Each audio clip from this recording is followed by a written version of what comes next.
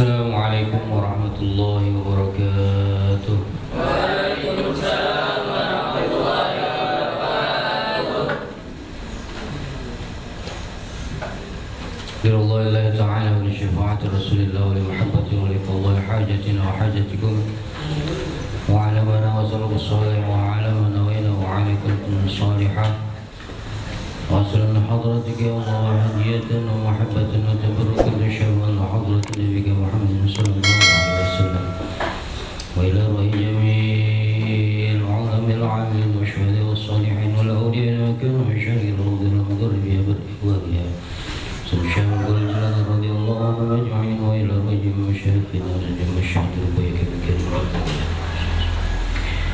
خصوصا إلى جميع مؤلف الكتب التي تعلمناه وعلمناه خصوصا إلى صاحب الكتاب صاحب العلم الشيخ وإلى رأي آبائنا وأمتنا وأجدادنا. الفاتحة.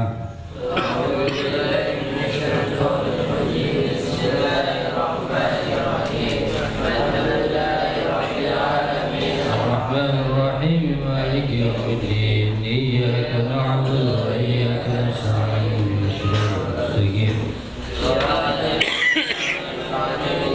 غير المغضوب عليهم. آمين. بسم الله الرحمن الرحيم. الحمد لله رب العالمين والصلاة والسلام على سيد المرسلين وعلى آله وصحبه أجمعين أما بعد. قال رب اشرح لي صدري ويسر لي أمري واحلل عقدة من لساني يفقهوا قولي.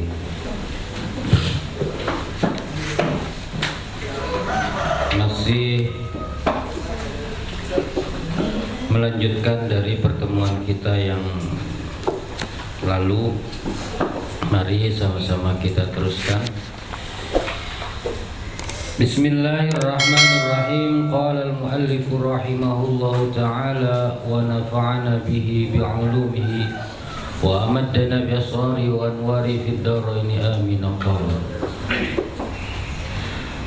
Qala an-nabiy sallallahu alaihi wasallam, qala telah berkata siapa an-nabiy Nabi Muhammad sallallahu alaihi wasallam, sayati akan datang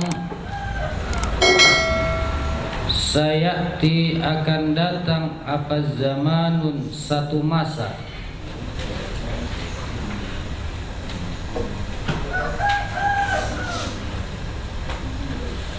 sayati akan datang apa zamanun satu masa ala ummati kepada umatku,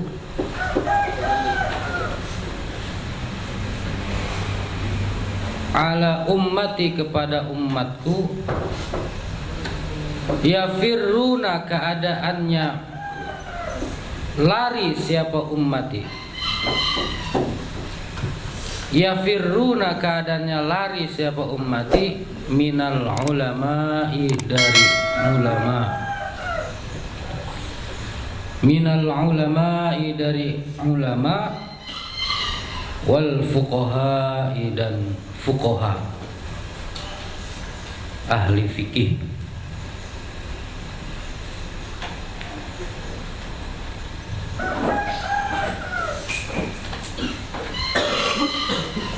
Fayabtalihim, maka akan mencoba atau memberi cobaan kepada ummati. Fayabtalihim, maka akan memberi cobaan kepada ummati siapa Allahu Allah Ta'ala, siapa Allahu Allah Ta'ala, bisalasi baliyatin, dengan 3 cobaan, bisalasi baliyatin, dengan 3 cobaan.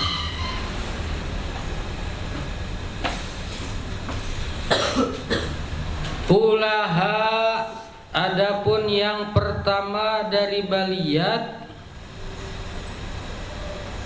ulaha adapun yang pertama dari baliyat, yarfa'u itu menghilangkan, Yarfa'u itu menghilangkan siapa Allah Ta'ala al-barakata akan barokah, al-barakata akan barokah min kasbihim dari usahanya ummati, min kasbihim dari usahanya ummati. Wasaniyatu dan bermula yang kedua, wasaniyatu dan bermula yang kedua, yusallitu itu mengangkat, yusallitu itu mengangkat siapa Allah Ta'ala, Allah Ta'ala, siapa Allah Ta'ala, Allah Ta'ala, alaihim kepada ummati, alaihim kepada ummati, sultanan akan pemimpin, sultanan akan pemimpin, zaliman yang zalim, zaliman yang zalim. Wasalisatu dan bermula cobaan yang ketiga,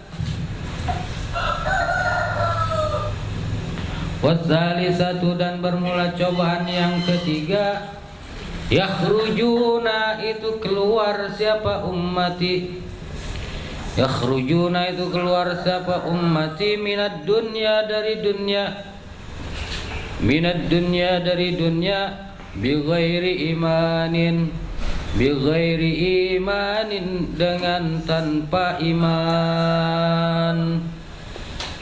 Na'udzubillahi min dzalik. Bismillahirrahmanirrahim. Masih membahas tentang masalah maqalah yang kedua dari kitab Nasaihul Ibad, di mana dijelaskan di sini bahwa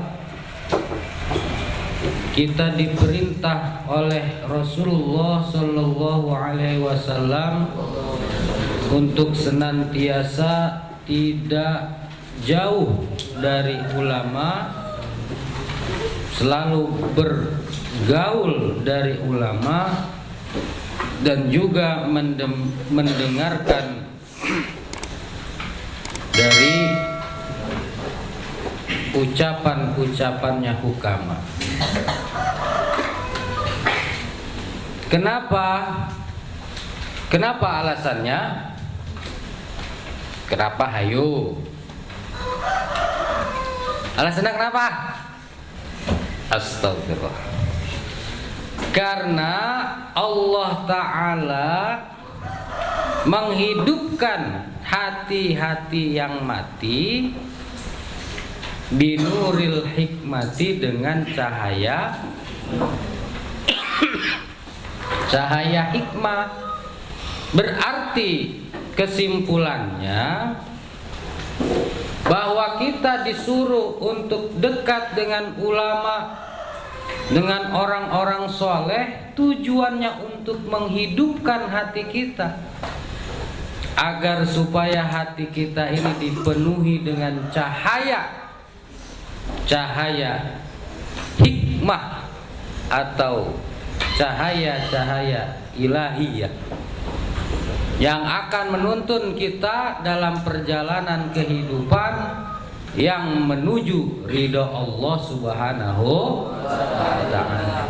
Kesimpulannya lagi bahwa di dalam tubuh kita itu terdapat dua unsur. Pertama unsur jasadi, raga, badan, perlu yang namanya makan, nasi, lauknya jengkol sambal, gurih nggak tuh? Bawa dong. Nggak pernah bawa. Sambal goreng,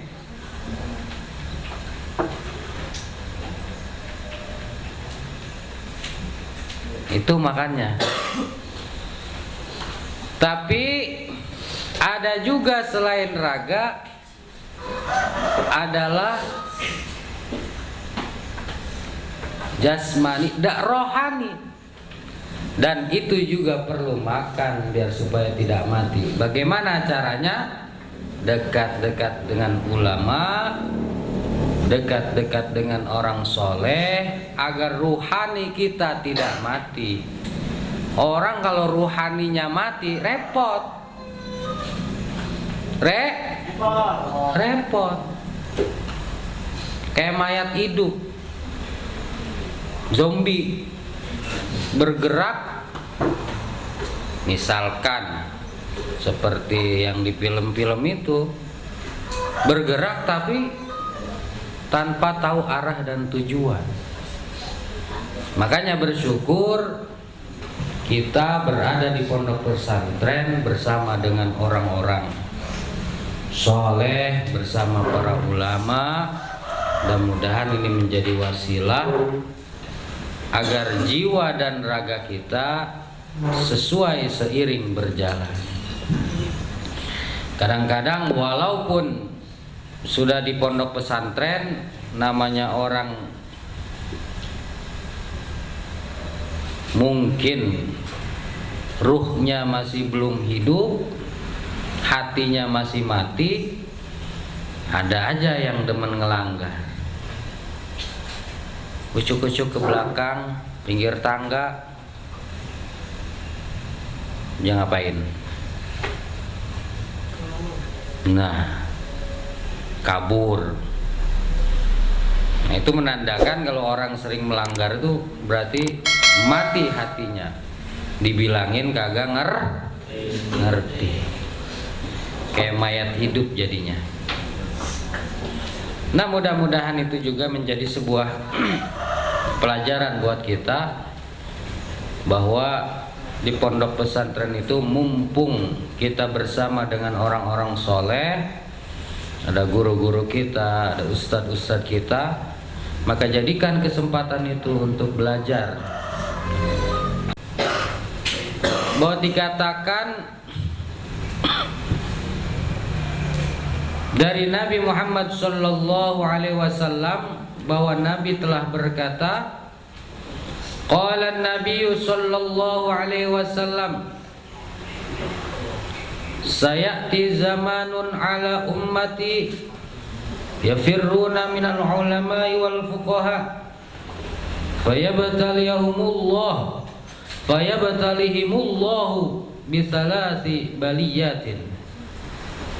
Kata Nabi, bahayanya orang yang tidak dekat dengan ulama itu nanti akan Allah berikan cobaan.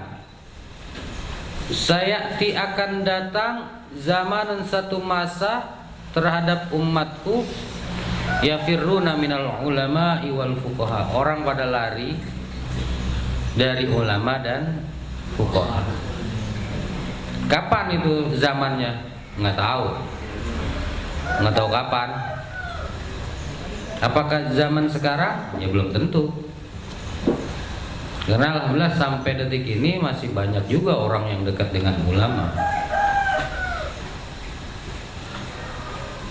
Entah kapan, entah sekarang, belum tentu.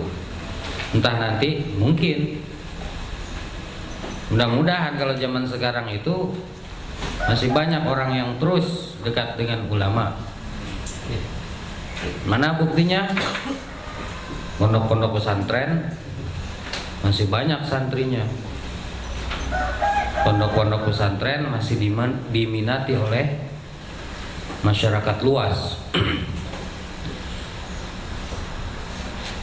Ulama masih memberikan terus arahan. Ulama masih pada mau ngaji, mau ngajarin ngaji. Wallahu a'lam. Tapi kata Nabi, sayati zamanun ala ummati yafirruna minal ulama'i wal fuqaha'i fayabtalihimullahu bisalasi baliyat.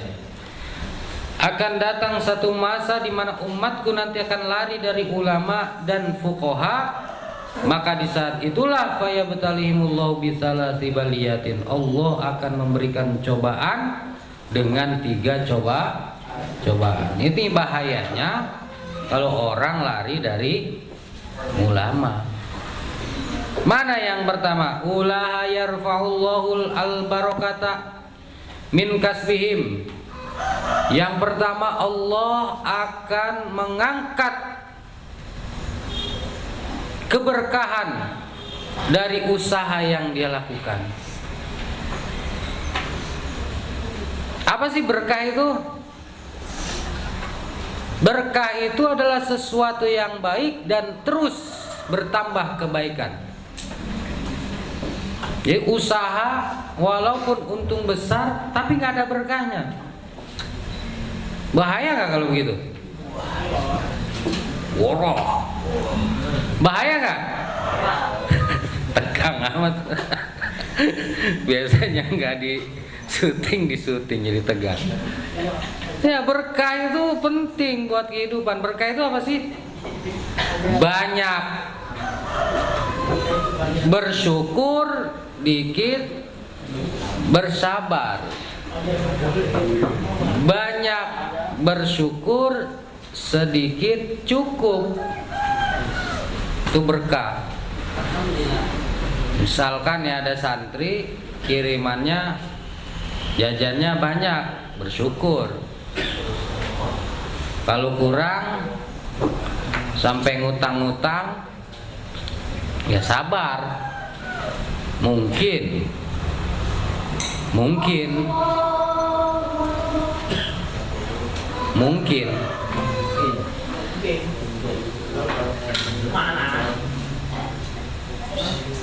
ya mungkin, itu mungkin aja. Tapi artinya kalau orang udah meninggalkan ulama, Allah akan memberikan cobaan, dihilangkan keberkahan dari usahanya. Mau usaha apa aja nggak ada berkahnya. Dari hidupnya. Ini bukan secara umum orang, tapi secara individu juga bisa. Makanya banyak pengusaha-pengusaha yang dekat dengan ulama minta doain. Bahkan salah satu kisah menyebutkan mungkin Dennis tahu nggak?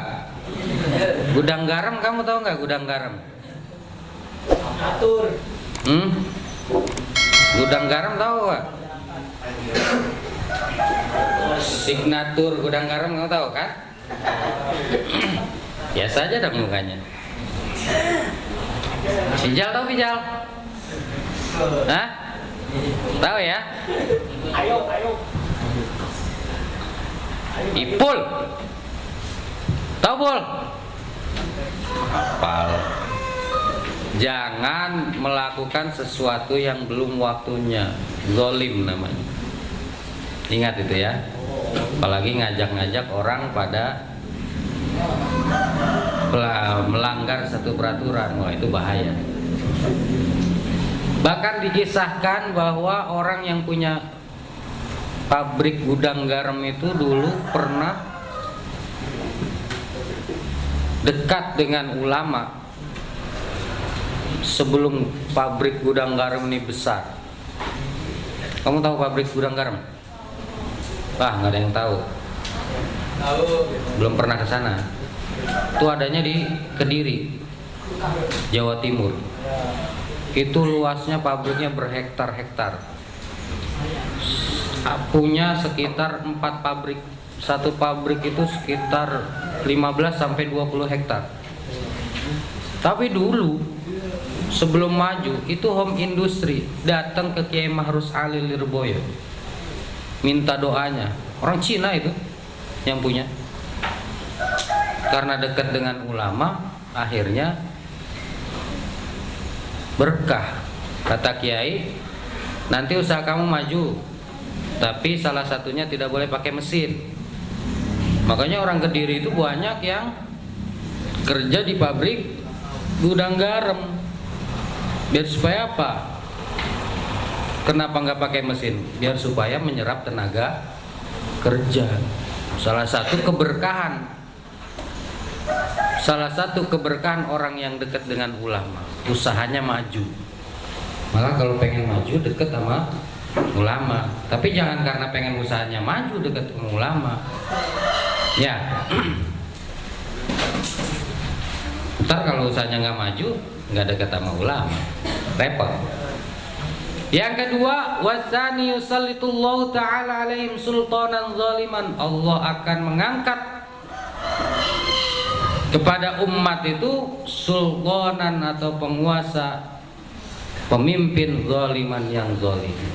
Salah satu cobaan yang Allah akan berikan ketika kita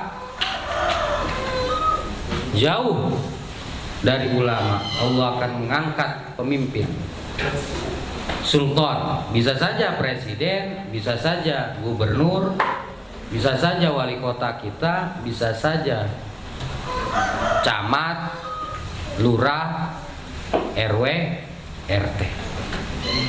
Kalau nggak mau dekat sama ulama, kitanya Allah akan mengangkat penguasa yang zalim. Paham ya? Paham nggak? Akan tetapi dalam kasus ini kita harus benar-benar mengerti ulama mana yang mesti harus kita ikuti. Tentu kita akan kembali ke konsep dasar yang kemarin saya bilang bahwa ulama itu adalah ainur rahmah, ainul ummah bi ra'yul ummah bi ainir rahmah.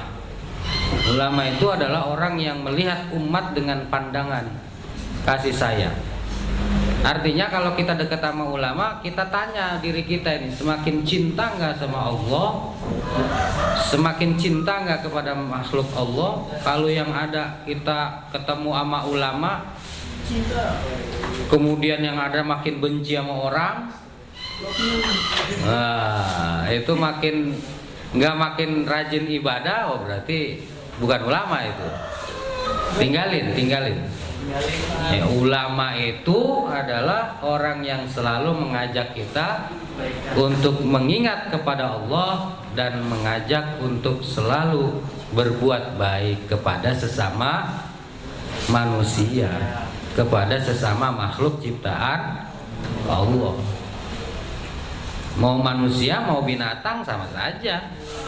Mau seiman gak seiman, kita harus tetap berbuat baik. Tuh ulama begitu. Kalau kita nggak mau dengerin ulama, menurut dia mungkin dapat penguasa zalim, ya itu menurut dia, belum tentu menurut yang lain. Dan ini harus perlu diingat betul. Ya ke depan kalian sudah tidak ada di pondok pesantren, mau berguru lagi, ingat nyari gurunya yang benar, yang sesuai. Pesantren bisa terus membawa nama baik alma mater kita, pondok pesantren kita, dan belajar dengan sungguh-sungguh penuh prestasi dan juga diberikan kemudahan oleh Allah Subhanahu wa taala. Yang masih berada di sini khususnya kelas 8 dan kelas 7, Allah berikan keistiqomahan kepada kita. Allah berikan kemudahan dan kelancaran dalam segala pembelajaran. Allah hilangkan sifat-sifat negatif yang suka melanggar, yang suka ngusilin orang, yang suka bentak atau suka bantah perintah orang tua. Allah hilangkan. Allah jadikan kita hamba-hamba yang soleh, yang solihah, hamba-hamba yang bisa membanggakan dan membahagiakan kedua orang tua kita. Amin. Minatul qabul wassalamu alaikum wassalamu istiqamah wassalam wal falah wal barakah wal bahjah. ويسر أمورنا وأحسن مقاصدنا من حوائج الدنيا والآخرة وإلى حضرة النبي محمد صلى الله عليه وسلم. الفاتحة. أعوذ بالله من الشيطان الرجيم. بسم الله الرحمن الرحيم. الحمد لله رب العالمين الرحمن الرحيم مالك يوم الدين إياك نعبد وإياك نستعين اهدنا الصراط المستقيم صراط الذين أنعمت عليهم غير المغضوب عليهم. Amin. Yang kedua, insya Allah malam Kamis besok saya akan berangkat nganter teman kita yang mau ke Jawa Timur, Lirboyo, malam besok, malam Kamis. Mudah-mudahan diberikan kesehatan, kelancaran. Perjalanannya tidak ada halangan, mudah. Yang memondok juga betah, dapat ilmu yang berkah manfaat, dan kembali ke sini dalam keadaan sehat selamat.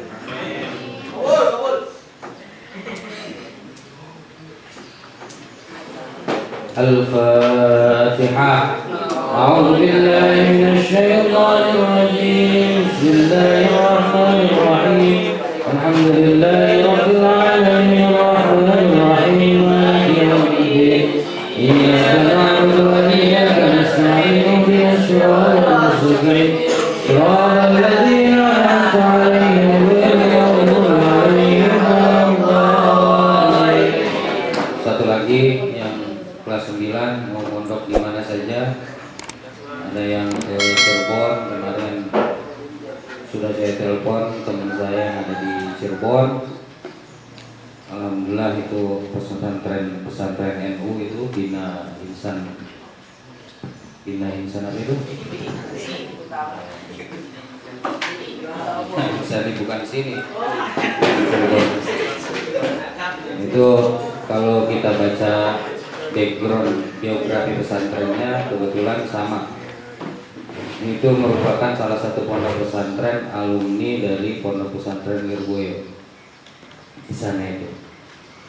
Siapapun yang mau pondok dimanapun, mudah-mudahan diberikan kesehatan, diberikan futuh, keterbuka hati sehingga mendapatkan ilmu yang manfaat, diberikan kemudahan dan kelancaran dalam segala aktivitasnya, dan juga dikabulkan segala hajat-hajatnya. Yang belum ketemu pondoknya, habis dari sini mau kemana, mudah-mudahan Allah memberikan jalan untuk biar supaya ketemu pondok yang sesuai dengan hati dan keinginannya, dan diberikan ilmu yang manfaat serta diberikan qabul hajat-hajat. Amin. Al-Fatihah. A'udzu billahi minasy syaithanir rajim. Bismillahirrahmanirrahim. Alhamdulillahi rabbil alamin arrahmanir rahim maliki yaumiddin. Iyyaka na'budu wa iyyaka nasta'in ihdinas siratal mustaqim siratal ladzina an'amta 'alaihim Astagfirullahaladzim, astagfirullahaladzim, wa sallallahu alaihi wa sallam ala tabaraka wa ta'ala sayyidina sayyid rasulillahi ajma'in. Bismillahirrahmanirrahim. Alhamdulillahil alamin. Hamdan yufi'u wa mazida. Ya Rabbana lakal hamdu kama yanbaghi li jalali wajhikal karim wa li 'azimi sultanika. Allahumma salli ala sayyidina Muhammad wa ala sayyidina Muhammad. Allahumma ighfir lana dhunubana wa li walidayna warhamhum kama rabbayana صغارا. اللهم إن هذا الوعد وعدك ونحن عابدك وخادم دينك فتقبل منا أعمالنا وكفر عنا سيئاتنا واهدنا وانصرنا نصرا عزيزا. اللهم اجعل هذا الموعد مظلما البركة مباركا وإيدا منصورا هاديا مهديا نافعا للأمم والناس أجمعين. اللهم اجعلنا وذريتنا من مربي ومعلم هذا الموعد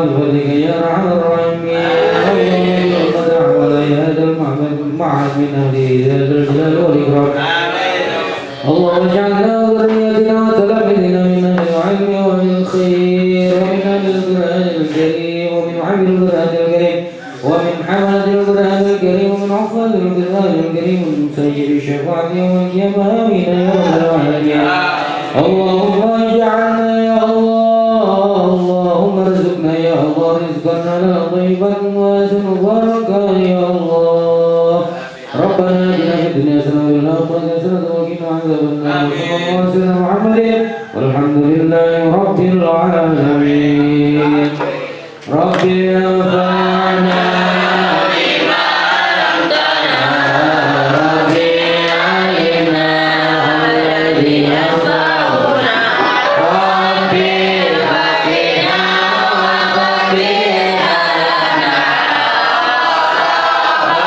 وأكلنا في ذكرنا توسلنا بتعلمك توسلنا بتعليمك وأنت ارزقنا الوسيلة وأنت